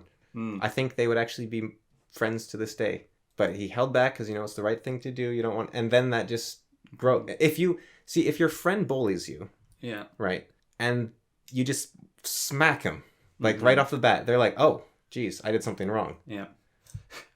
And I think that might actually be, and he like the friend is saying like, I should have punched him, and for years I actually used to tell him like, no, you did the right thing, like violence isn't the answer, and I was wrong. Like I think, especially, I don't know, maybe it's up here, maybe it's guys, maybe it's something, but you need to deck him. Like sometimes friends just need to fight. I don't think it's just guys. Like our stepsister I used to attack. More on that, but because if you don't punch them, eventually you shoot them. The triangle of my 3 friends growing up, you know who I'm talking about, like me and 2 other guys. The younger one should have beat the absolute crap out of me. I think he should have. Although the problem was for him that he was like smaller than you guys too. But I don't think it matters. Like you don't have to win. You just have to show like. Sometimes you just got to express, and I don't want to blame anyone for not doing this too. The case I'm talking about with my friends, the one guy was willing to punch him. He wanted to punch him, but he didn't because the school system and the wisdom and everything said not to. If they hadn't intervened, he would have punched him, and they'd be friends to this day, I think. And so I don't think this like anti-bullying knows what it's doing. Anti-fighting knows what it's doing. Well, so on the case with our stepsisters, I too fought with them a lot. Way more than me. And these weren't nice fights. These weren't like, oh, kids like fighting, having a play fight like I do with you. Although I take it too far sometimes with you. A lot of the time I take it too far. Friendly fights with me. With different memory. Okay, fine. Or like tussles with even our dad or whatever. Like, okay, see, you say we have different memories. I'm just very violent when it comes to fighting. But the fights we have with stepsisters... You know how hard it is to, like, fight someone who's nearly as strong as you, but way smaller, so if you fight back, you'll get in trouble? It is hard. Well, It's like all deflection. Yeah, so for a bit, stepsisters were bigger than me, and I wouldn't be able to win the fights at times. But like we continued to fight, and the one that I remember is I don't even know what's. There's two or well three. Okay, one was I decked the younger of the two stepsisters because she was teasing me, and our mom said that like I shouldn't have punched her, but it wasn't like entirely like what you did is wrong. It's more of like you shouldn't have done it in that way. Yeah. See, I think punching might actually be a better solution. Yeah. I've been rethinking this. And I was like, but she was hitting me first and she's being really mean. Yeah. And so that was like the one I remember when I was young. I'm still resentful for it. I still know exactly where I punched her and where we were standing, like relative. It's then another one, the older of our stepsister, we had like a fight and don't entirely remember. But at her grandfather's funeral, we were there for like around a week, I think. And I think I had a tussle with one of them. And it was mostly a fight for fun, I'd say. But I think it also at the same time was basically both of us going like, you're idiot, and we're just going to settle this in a fight right here. I think that the dismissal of violence has been very unhealthy for people. And basically after that fight though, I feel like I've been a lot closer to her and a lot liked her a lot more and be able to well, I think that's how people work things out to a degree. Mm-hmm. Like, you look at monkeys and, like, if they have a disagreement, they fight and then they know where they stand. Yeah. And I think that we're just trying to unnatch... Social engineering, I think, is the most stupid or evil, I'm not sure, Insidious? concept. No. Stupid or evil, one of them, concept people have ever come up with. Yeah. Like, we know better than what we've been doing for billions of years. Mm-hmm. Well, millions. Like, the thing about the Bible and about mythology and books and everything... They were based... They are an expression of our mind. Yeah. Like, religion and mythology is an expression of our mind into the world. So when we take lessons from there, it works. When the governments or when teachers say, you can't fight, you can't do this, they are engineering society into one they want to create with no idea what the consequences of doing so are. Yeah. And I think, like, my friends would still be friends, and it wouldn't be awkward on my birthday and stuff, like, which one do I invite, which one... If I see one, I can't talk to him very long. You see, the sodium dioxide should go into the sulfuric acid, and they should be together. I don't care about the consequences. I'm going to pour these two together. Yeah. Like they weren't like that in nature, and then you just go out of nowhere and, like, do it and create problems.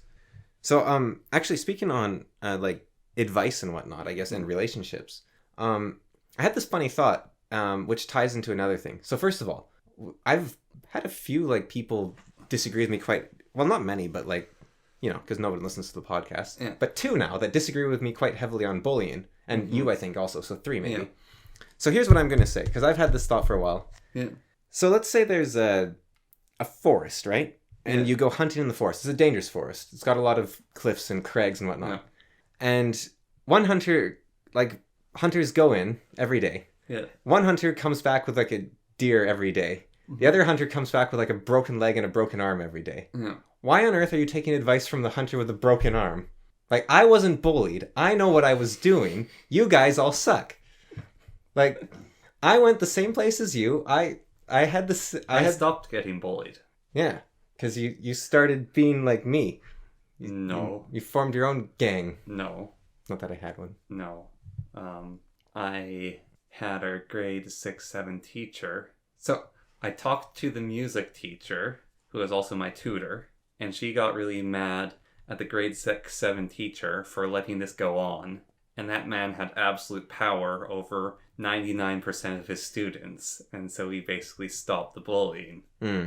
Okay, yeah. And then after that, I decided not to tolerate it anymore. And so if I ever got bullied, I would react in the swiftest way possible, which is telling them off, and they got the one warning. It wasn't even a warning. It's just like, don't mess with me, basically, would be what I'd say. And they continued to mess with me. Then I would exact maximum force. So basically, I'll go to the teacher. No, it wasn't go to the teacher. Yeah, see? That worked. I think It was, I would execute, like I said, maximum force instantly. I think you should fight your bullies. I think they'd respect you more if you did as well. Well, I mean, that doesn't work for Dad. He did, and he got beat up a lot. Yeah, well, That's a different thing. That's like absolute militia attempting to murder someone, almost. Yeah, like, that's the problem. Whenever you say something, there's an extreme case where it's like, geez. Yeah. I don't want to touch... Like, actually, Mark Mason wrote about this where, he's a sort of life coach type character. Yeah. He writes, like, advice, like, how to get over sadness, how to get over... how to do this. He had someone write him whose son, like, died from a drug overdose or something when he was young. And he's like, how do I, like, live without my son? And he's like, am I qualified to be doing this job? What am I doing? I can't help someone who's lost a child. Like, what am I doing? And so I think there is always something. But my point being, for the 3 people disagreeing with me mostly, I was in a roughly similar circumstance, and I'm the one that didn't get bullied. So I think I knew what I was doing better than you guys. Your friends were gorillas. I also went to a high school, like... They were still gorillas.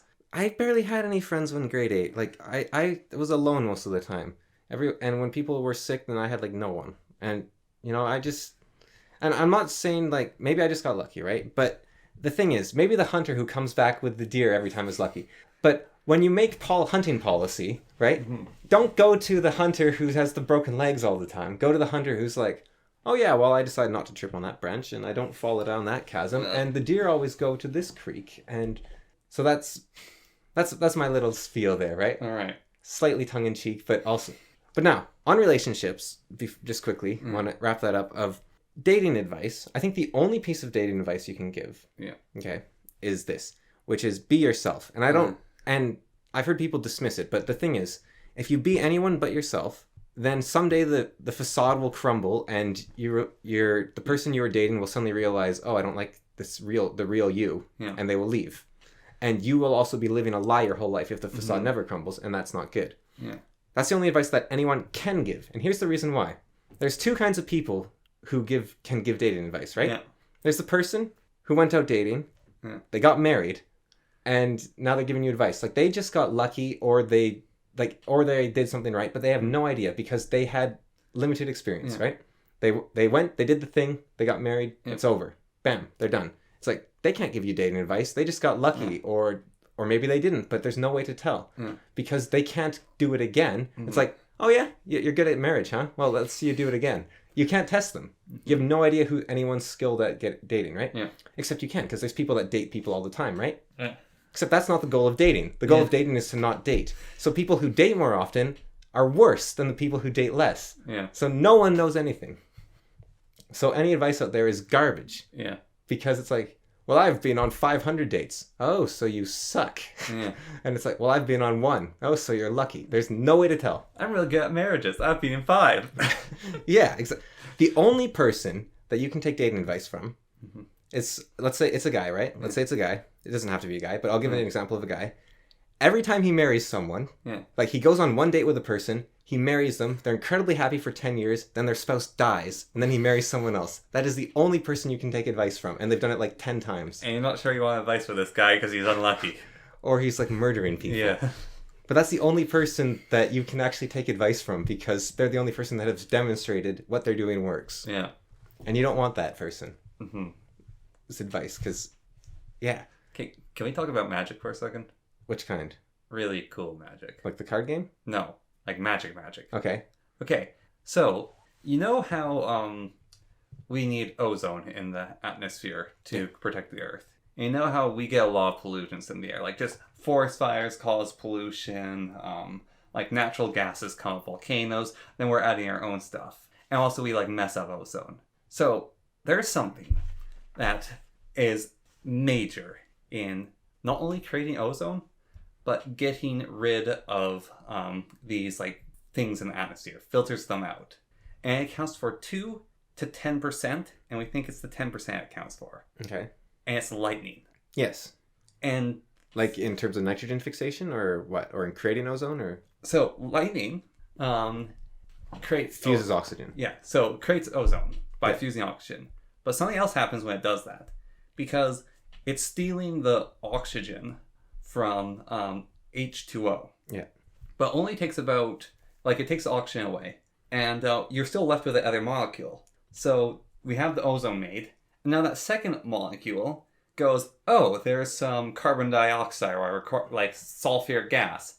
And that new molecule really likes fusing with stuff. And so it grabs onto them. And hey, it's an erase storm. And so it drops them to the ground. And so it basically, like, lightning not only creates ozone, which protects us, but also drops pollution out of the air and fuses it back into the earth. Yeah, and it's like an insane system that we have, and it's like, so the more pollutants you have in an area also creates more storms because so it's like self-regulating. So like when there's a forest fire, and when we had that mass amount of forest fire, and we had those huge clouds, and then we basically had that like night of the apocalypse where we had like the yellow-red lightning bolts flying through the smoke cloud.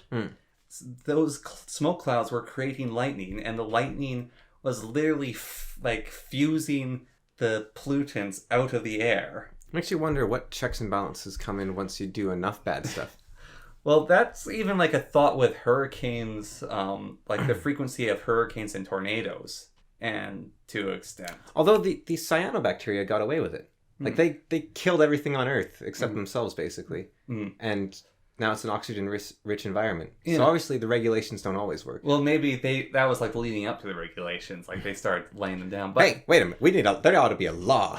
But just, I think that's so cool that lightning is basically like this boom. So lightning also fixes nitrogen in the ground. Yeah, it's a massive surge of energy, right? So like if you have lightning rods, you can get a lot of power. Yeah. Sort of. It's very temporary. It's incredibly hot. If it hits, like, if you've ever seen lightning hit a rock or a creek, it, like, explodes. Like, yeah. And I've been convinced lightning's magic for years because I read a story when I was, like, 10 or something, or 11 or 12. Yeah. In, what's that awful book called? Darwin Awards. Don't actually like those books, but they're kind of fascinating, but they're way too dark for me. Yeah. There was a couple, during a lightning storm on top of a hill, engaged in relations. Yeah. And they were struck by lightning. Yeah. And they were fused together. Lightning's magical. And then a bear came along and started eating the corpse of the girlfriend. Yeah. While the boyfriend was still he lived. But that's just a crazy story also. Yeah. But also it just kind of haunted me. I just had to share that. But also like it fused people together. Yeah. And they're like, people have been struck by lightning, nothing happens. Yeah. Or they get really weird scars. Or they start speaking French. I don't know. Yeah. I don't know if that's probably not happened. But yeah, lightning scars are amazing looking. They're like lightning bolts, just like... Yeah. Also, lightning is really freaking dangerous. Yeah. Well, yeah, I mean, it killed the person there. Yeah. But yeah, no, it's... But just the whole thing of like... That much energy in one spot is... Yeah, but the thing like... It's hotter than the sun. We have these pillars of energy which literally self-negate pollutions. They get created when there's more pollutants in the air because there's particles. So it's like, oh, there's a bunch of particles in the air. Bam! Let's get rid of some of them. And also rain gets created in that whole process. So it's like, oh, I'm lighter than rain. I can go through the water molecules. Oh no, I'm being fused to something. Oh, I'm turning into rain. You can see why, I mean, the reason it works is because it works. Yeah. Things that happen keep happening, right? Things that keep happening. But you can see why... People think it's a design system. Or that, like, there's gods involved or something, right? Well, it's like, this was a study that was, like, being done for a while. And so, basically what was happening is, so they were trying to figure out, basically, where pollutants go. Because they know that rainstorms, like thunderstorms and rainstorms, are really important in mitigating the environment. Yeah. But they didn't know what was going on entirely. And so they actually made a model. It's like, okay, this rainstorm should do this much to this thing. And then they're flying around like, whoa, we're like getting way more of a result than we thought. And so they're like, okay, maybe it's the lightning. And like, so they did the math and it's like, okay, it looks like it's the lightning. Now we're going to take this satellite map and map the ground wherever lightning struck and then check these areas for the pollutants. And it's like, oh, okay, so this is actually happening when they did the mapping. And then they're even talking about this. I was listening to this on Quirks and Corks. It's like, and also, like, after a thunderstorm's gone through, when you go outside, the air feels cleaner. Like, the rain has come down, and you, like, go outside, and, like, the air feels... We very rarely get lightning here, so... But even after a rainstorm, like, you go outside in the air, like, the air after a rainstorm feels a little different. But But it's just these sort of things, like there's other studies of things where it's like, we were looking for one thing, and we found something else, and it's a major player in this thing. And like, wow, it's just insane. I know, it's really... I mean, you ever... When you think about stuff like black holes, Yeah. you're like, what? Like, imagine you go back to ancient Greece, right? You go to Aristotle, and you're like, yeah, black holes are a thing. Yeah. And he's like, what? Like, how can space be that big and that dangerous and that devastating? Like, that is beyond the pale of human comprehension, really. Yeah. That is something altogether crazy and different. Yeah. And I think a lot of like some stuff you learn is like, man, I think there's a reason to believe that anything is possible. Yeah. Actually, that is called, let's see here. So there is a school of thought which is idealism, which asserts that realities of the universe are superphysical. So the truth of the universe is above what you can see and experience. And that's idealism. Huh. Which I think is interesting because, I think like Lovecraft would be defined as an idealist under those... by that definition, which is not... Well, Lovecraft... I was thinking about this recently. I know we've talked about how Lovecraft feared a lot of stuff. Yeah. But, so, this is a man who had a very unfortunate life. Yeah. As, like, he talked about. And also, he was terrified of everything. Yeah. And so he wrote stories about things that are far more terrifying than reality. Yeah. Like, incomprehensible terrors. Like, they're actually, like... There's this giant rock in space that's a sentient creature that's flying towards our planet and it's going to destroy it. Yeah. And that's a small thing compared to creatures like the King in Yellow and like Shoggoth, and like there's a thing at the edge of the universe which is like this giant, like, well, incomprehensible thing, but it probably has tentacles. Squamish. Yeah, and multiple maws. And it's just going to consume everything. Mm-hmm. But it's like, he basically wrote about these things that are far beyond the fears of him going, eek, a fish! Yeah. Or, a spider! And he got better later on in his life. Yeah, but it's... But he like wrote, it's like, this is a man who was afraid of everything. And he wrote about things that are scarier than what people can comprehend. Yeah, it's like, wasn't What's on Earth good enough for you? Yeah. Wasn't it enough to just be scared of the ocean or something, like a normal person? There's a reason I'm scared of the ocean.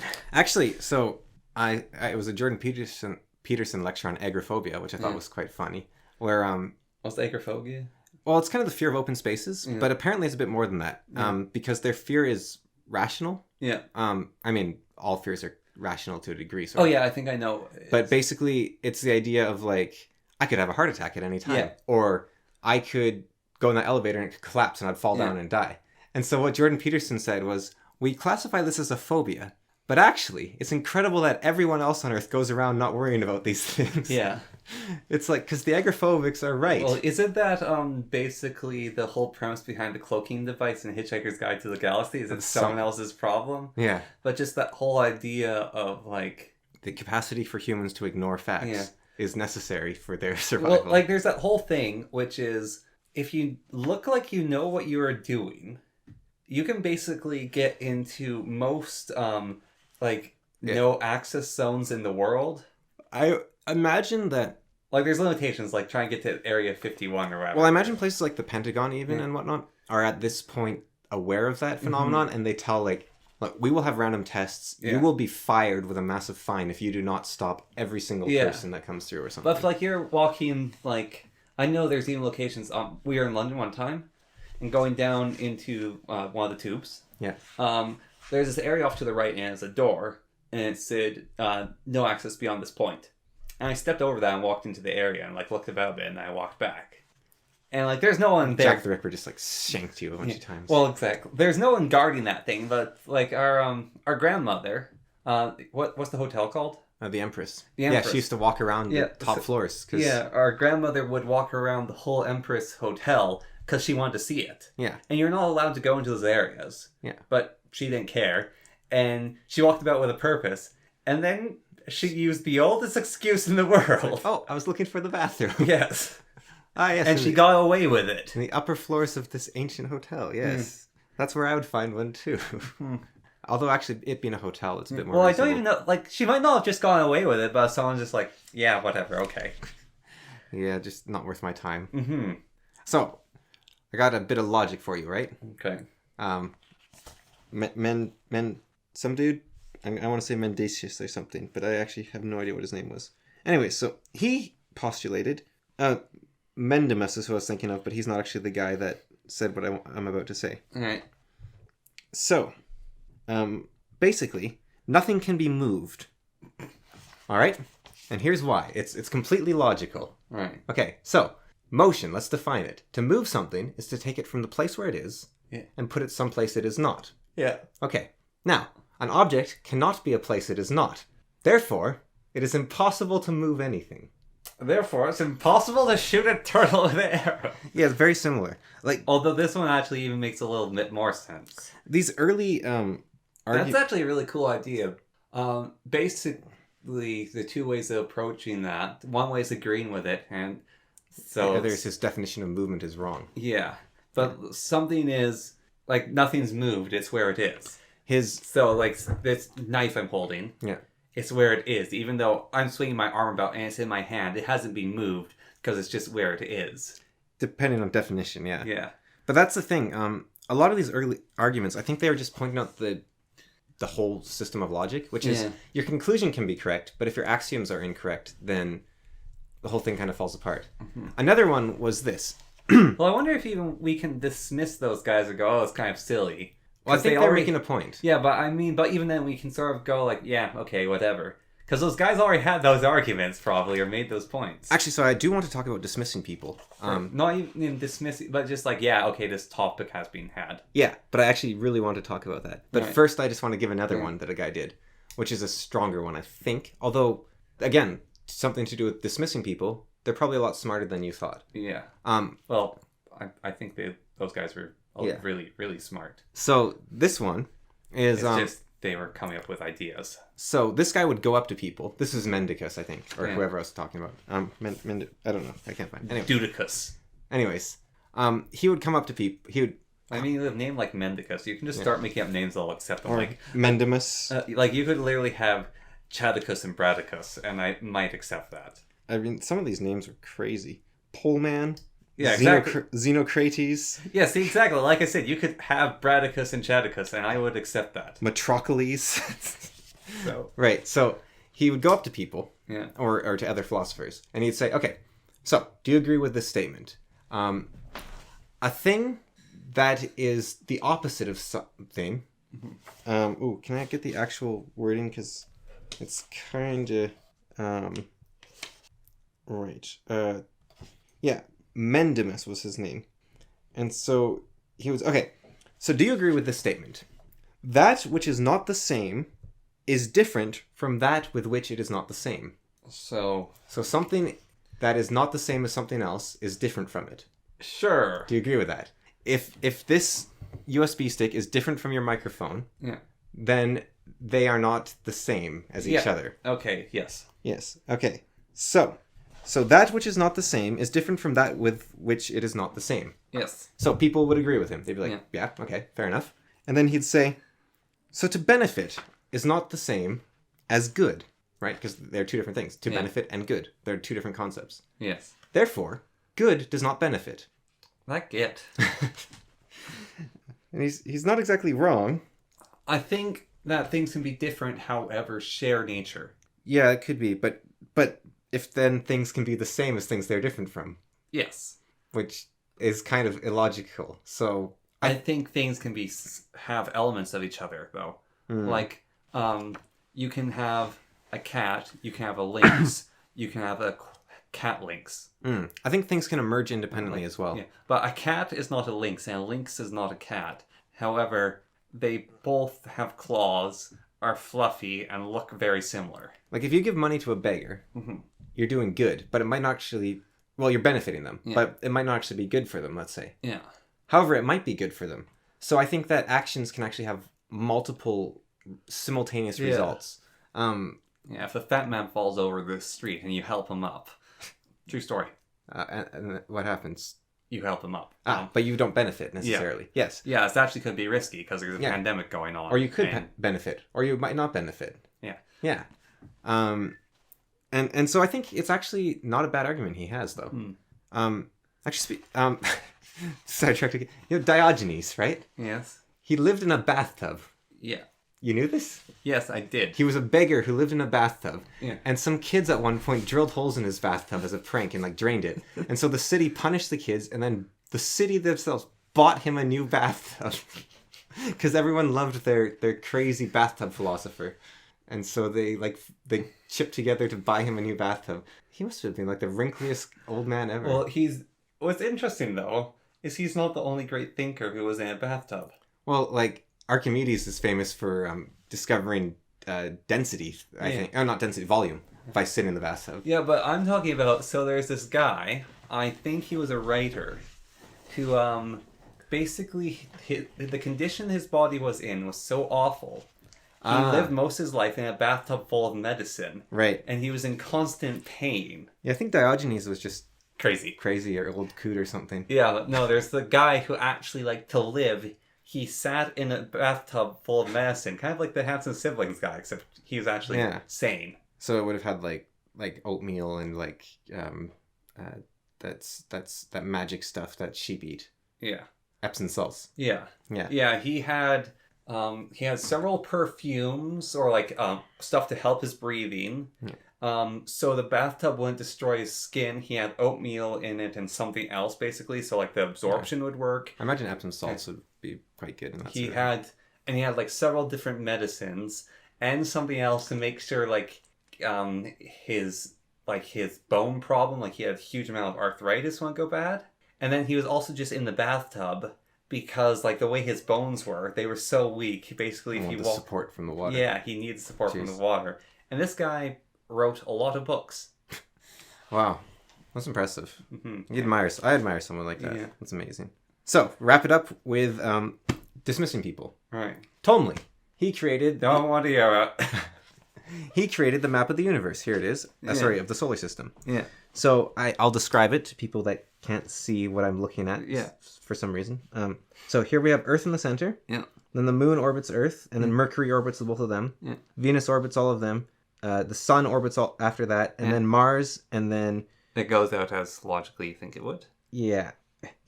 Venus, Sun, Mars, Saturn, Jovis. I guess that's Jupiter. Yeah. And then Saturn, and then the stars, and then Pluto. Do they even have Pluto? No. This guy is ancient. Oh, okay. Yeah, no. It was just the big stuff they could see. All right. The Romans had Pluto though. And what was the outer? Then the zodiacs were the outer three layers. Right. So nonsense, right? Yeah. This is not the order of the universe, except it is. It is the order of the universe in relation to Earth. Yeah. And what that means is not, from Earth's perspective, the moon is closer than Mars. That's not what it means. Yeah. It means that the sun has more influence on Earth than Mars. Yeah. And so this is a way for each planet represents something. Yeah. I don't know what they represent, but Venus represents women, I guess, to a certain degree. Yeah. Although it's probably a lot deeper than that. But what this actually is, the universe of Ptolemy is a diagrammatic representation of the relationship existing between the various divine and elemental parts of every creature, is not concerned with astronomy at all. Huh. As it is now comprehended. This is not... So in school, when they're like, there's stupid people that have the whole solar system thing wrong.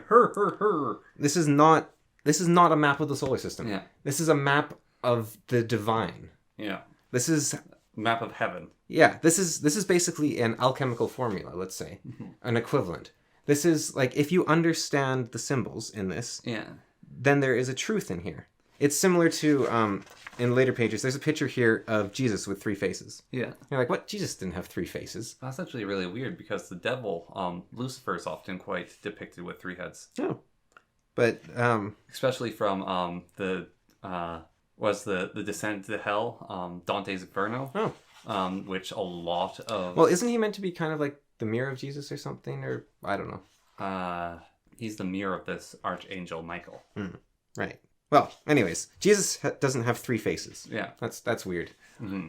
But if you understand this picture, it makes sense because this is talking about the Holy Trinity, the Father, the Son, and the Holy Ghost. Yeah. Now, I have no idea what that means, but that's what this represents. Yeah. In the same way, I have no idea what Tomley's map of the universe the means. Father, the Son, and the Holy Ghost. Let me explain them to you. No,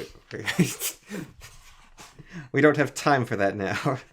Basically, Father is God, Jesus is Son, the Holy Spirit is what they left for us after Jesus left. But why are they 3 and 1? Like that's Because God, in a lot of beliefs, is the same as Jesus, and the Holy Spirit is what they left to us. So even though neither of them are on earth, the Holy Spirit is always with us, and it is God, and God is Jesus, and therefore they are. Well, I think God is all 3, right? Like, yeah. Like He is the Father, the Son, and the Holy Ghost. Yeah, the Holy Spirit. But what's the ghost? The ghost is the Spirit. So yeah, but what is what? So we don't need Jesus to have Jesus. The ipus fetus or the ipus iatus? Yeah, but like when Jesus ascended to heaven, we still have Jesus. Right. And the thing that is still is Jesus is the Holy Spirit. It is what was left to us, the spirit of Christianity. So even though Jesus is gone, God isn't physically with us, we still have the Spirit. And so the Holy Spirit is God. Yeah. And Jesus. It just seems like incredibly convoluted. I don't your words make sense, but I still don't understand it at all. Yeah, I don't get why it's like that. Maybe this book will reveal it later. Trinity, the number 3 is very important to people for some reason. Yeah, that's a good number. Yeah, it makes up a triangle. Yeah, it's a shape. It's the only shape which doesn't rock. So if you have a chair with 3 legs, well, I suppose if the one leg was shorter, you'd fall over. But all points are in maximum contact at all times. Yeah. Like a 2-legged thing is like that too, I guess. But and a 1-legged, but they fall over unless it is the only amount of legs that doesn't need to balance constantly. Yeah. It is the only self-supporting structure which doesn't rock because all legs are guaranteed to be equal distance from the ground. Yeah. Unlike a 4-legged chair where one leg can always be shorter. Yeah. Or something. I don't know. Anyways. Let's just go with this a really strong structure, little formula. That it takes force really well from all directions. Yeah. It's good for building with. You like triangles. Yeah, triangle's good. Yeah, so Tomley's map of the universe is... So at the center, the Earth isn't actually a... So Tomley wasn't saying that Earth is the center of the universe. This was a map of heaven, and Earth is where we stand at to look at heaven. Well, he didn't also think the Earth was a ball of dirt surrounded by water, surrounded by fire, right? Like that looks like a ball of dirt surrounded by snakes. Or a snake. Or like sheep. Yeah. I think it's water. Okay. Those could be waves. Yeah. But it could also be sheep. Yeah. But I don't think he thought... Or it could be a snake. I'm pretty sure it's not a layer of sheep around the... Because these are meant to represent the elements. Yeah. Oh, maybe that's wind. Those are clouds, probably. Because you've got earth and water are the center, then air, and then fire is the outer rim. Yeah. Man, he would have stopped space exploration if we still followed that. Like the ring of fire. But that's the thing. He wasn't saying that's literally the Earth. He was saying, here's the elements in relation at the center. Well, actually, though, fire is kind of accurate. We've got this giant magnetic energy force field that has burning lightning and solar death rain across it. Yeah, that's kind of the upper atmosphere. When you are satellites, right? There's this zone you don't put satellites into, which is where the magnetic field's at strongest around the Earth. Mm-hmm. You either put them above it or below it, but you don't put them in that zone because it will destroy them. When you're going into space, you want to get through that zone as fast as possible. Because not only is the magnetism there kind of dangerous to things. There's a massive ring of fire. Yeah, well, actually though, getting hit by the Northern Lights, if you're actually flying through them with a machine... It's really, really not good for the machine to get hit by the Northern Lights. Because it's a massive amount of magnetic energy and radiation. And as you can probably surmise, that's not good for delicate space equipment. Yeah, imagine. So as it says here, this is a cross-section of the universal aura. The planets and elements have no relation to those recognized by modern astronomers. So when someone says something like you can't move anything, or when they say, oh, the Earth is at the center of the universe, just because they're wrong under your principle Mm-hmm. It's like there's a lot of different ways to look at the world, or the no, Look at ideas. Literally, this is my guiding sort of philosophy about politics, actually, to a degree, but a lot of stuff. If I do not understand another person's point, Yeah. to the point where I agree with them, then I think that they are actually. I think I don't understand them. Yeah. Sorry. If I don't understand a person's point to the point where I agree with them, then I don't understand their position well enough. Yes. Yeah. Yeah. No, I agree with that. That's my approach as well. I don't know everything. I can look at things from perspective that... And that doesn't mean... By the time I understand them, it doesn't mean I think that their idea is better than mine. Yeah. But it means, oh, I see where you're coming from. Okay. So you don't just go like, oh, I'm doing it because I'm stupid or I'm racist or because I want money. It's like, no, there's... The reason people care about the economy over... Let's say like, oh, the reason I care about the economy over helping people is because the economy helps people. Yeah. There's an infinite amount of facts, and Jordan Peterson said different arguments are because people have different facts, not because they disagree with each other. Exactly. Yeah. Okay. Yeah. I guess we'll wrap there. I disagree. Okay. We'll wrap it well here. Then. All right. Ciao. Bye. See ya. Mwah. Love you. I don't. Platonically, the purest form of love. I love all of you. Know this. I love you, and so you will die. Wait.